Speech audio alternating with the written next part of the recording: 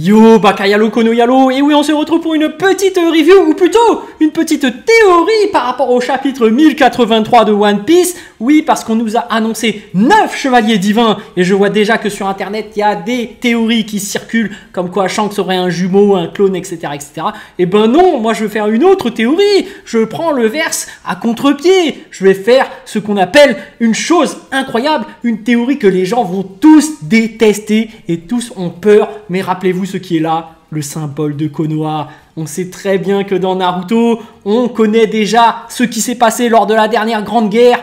Edo Tensei, les amis. Résurrection de tous les anciens pour permettre le fan service et également pour raconter l'histoire des anciens. On se rappelle de Madara, on se rappelle de Hashirama, voilà, des anciens. Et ben là, peut-être que ça va se passer pareil. On nous annonce 9 personnages qui vont ressusciter, qui sont incroyablement puissants. Et on sait que dans les anciens temps, il y avait des personnages extrêmement puissants. Donc peut-être Kim-sama avec son œil Rinnegan, et on se rappelle que le Rinnegan est capable de ressusciter les gens. Oui, je sais, il y en a qui sont déjà en train de péter un câble. Non, ce scénario est affreux. Il est aussi affreux que le double de Shanks. Voilà, donc moi aussi je balance une théorie comme ça, j'en ai rien à cirer, voilà. Moi je sors ma propre théorie. Donc Edo Tensei, résurrection des anciens, il y aura Roger, il y aura Xebec, il y aura Scopper Gaban, il y aura Oden, il y aura que des bons. Kaido qui est mort, et ben il va ressusciter. Big Mom, voilà, aussi dans le tas. Ryuma, on va te sortir quelqu'un pour Zoro. Voilà, on te sort les anciens, les surpuissances des anciens temps.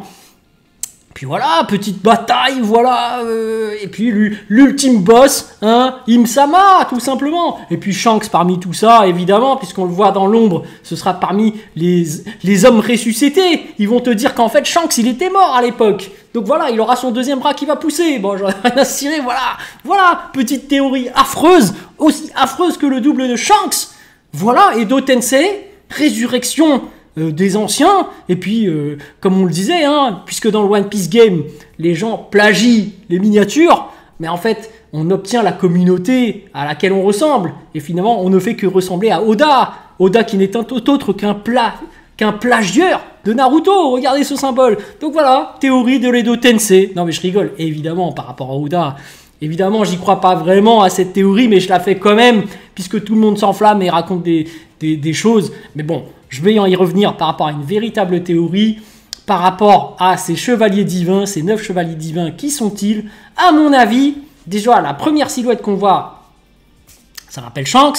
Moi, je pense que c'est vraiment Shanks. Il n'y a pas de clone, il n'y a pas de frères jumeaux, etc. Non, je pense que c'est vraiment Shanks. Et comme ils sont 9, pour moi, ce chiffre-là n'est pas un hasard. Bah, ça correspond effectivement à l'équipage de Shanks. Donc en fait, ça voudrait dire que les chevaliers divins, bah, en fait, c'est l'équipage de Shanks.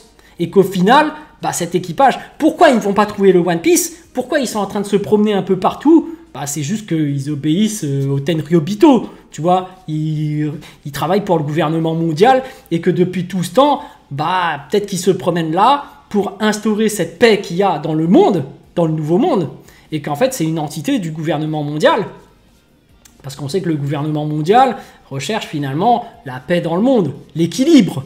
Et finalement, le fait de mettre un équipage Yonko là permet aux 3 autres Yonko d'avoir une certaine paix, et que finalement là, elle est un peu plus chamboulée avec Baggy, et que finalement, on va peut-être faire appel au chevalier divin, donc Shanks, pour intervenir.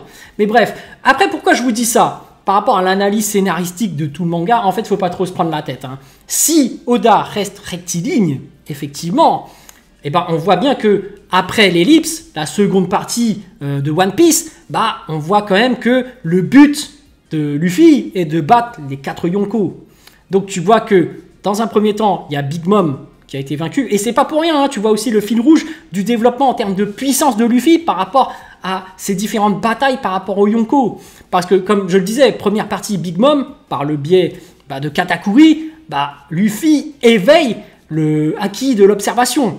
Donc du coup, ça, c'est sa première évolution. Et en fait, c'est ça, hein, l'évolution, le fil rouge, en termes de puissance, c'est la maîtrise du acquis de la part de Luffy. Donc dans un premier temps, il bat Big Mom, acquis de l'observation. Kaido, dans un premier temps, qui représente vraiment la puissance physique, les bêtes, la bête la plus puissante, la plus forte au monde. Donc là, c'est le acquis de l'armement, la maîtrise du Ryo. Donc le acquis de l'armement éveillé.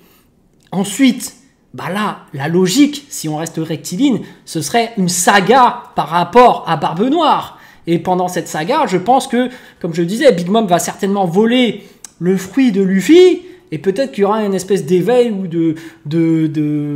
d'Unica optimisé qui va revenir, qui va se sublimer, qui peut pas se faire voler ou je ne sais quoi.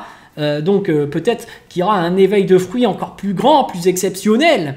Et finalement, là, le fait qu'on t'introduise les 9 chevaliers divins, bah finalement, est-ce que c'est pas pour te prévenir de la saga finale, qui n'est autre que le dernier adversaire, Shanks, le dernier Yonko. Donc ça lui donnerait un background, une signification par rapport à ce qu'il fait depuis tout ce temps, et que pourquoi il serait le dernier obstacle de Luffy. Peut-être que en fait, le gouvernement mondial connaît déjà le One Piece, et que ça a un lien direct avec le siècle oublié, et que justement, il place l'équipage, les chevaliers divins, pour empêcher les gens d'avoir le One Piece et de découvrir ce qui s'est passé lors du siècle oublié. Et leur ultime gardien, bah, ce serait l'équipage de Shanks, le dernier gardien, le dernier Yonko. Et du coup, bah, ce serait par ce biais, en battant Shanks, que Luffy va acquérir le ultime acquis, l'acquis des rois éveillés, et comme on dit acquis des rois, pourquoi ça s'appelle acquis des rois? Bah, le roi des pirates, donc c'est l'ultime acquis qu'il faut acquérir, et on voit bien que Shanks maîtrise à fond ce acquis, donc du coup ça mettrait Luffy au niveau roi des pirates. Mais voilà, ce n'est qu'une théorie. Si on reste rectiligne, évidemment, je pense que ce scénario conviendrait. Mais il se peut que pour le fanservice, on fasse revenir les anciens. Bah oui, les autres aimeraient bien faire des jeux vidéo et mettre en jeu Roger ou autre, et même vendre des figurines de Roger, d'Oden, de Ryuma et tout ça en mode Edo Tensei. Mais bon, voilà, moi je vous dis que rectilignement, voilà, c'est on t'introduit les Chevaliers Divins juste pour t'introduire la dernière saga par rapport à Shanks, et on sait que justement One Piece, il n'y a plus que 3 ans. Donc la saga Barbe Noire, dernière saga, saga de Shanks. Et évidemment, comme je le disais dans ma théorie, comme d'habitude, je vous le rappelle tout le temps, bah, en fait, ils sont 9, mais ils vont peut-être aller rechercher Mihawk, qui était leur ancien second. Ce qui ferait que, en termes de team battle, bah, t'auras Sanji contre Ben Beckman, et t'auras donc Zoro contre Mihawk et Luffy contre Shanks en dernier combat. Bah voilà, c'est ça. Et je vous le répète depuis le début, hein, Mihawk n'est autre que le second de Shanks. Donc bon, on verra bien si ça se produit, hein, mais ce n'est qu'une théorie évidemment. Mais voilà, pour moi, les chevaliers divins, il n'y a pas de clone de Shanks. Je pense que c'est Shanks, tout simplement. Et que tous ceux qui sont derrière lui, parce que dans l'ombre, bah, celui qui est le plus mis en avant, bah, c'est leur chef. Bah, le chef, c'est Shanks. Et ceux qui sont en retrait en arrière, dans l'ombre, bah, c'est son équipage, Ben Beckman et compagnie. Mais c'est juste que là, Mihawk a quitté l'équipage et que plus tard, il reviendra. Bon, bref, théorie, voilà. Sur ce, donc, je vous dis donc à plus dans le bus, ou plutôt à plus tard dans le car, ou plutôt à bientôt dans le bateau.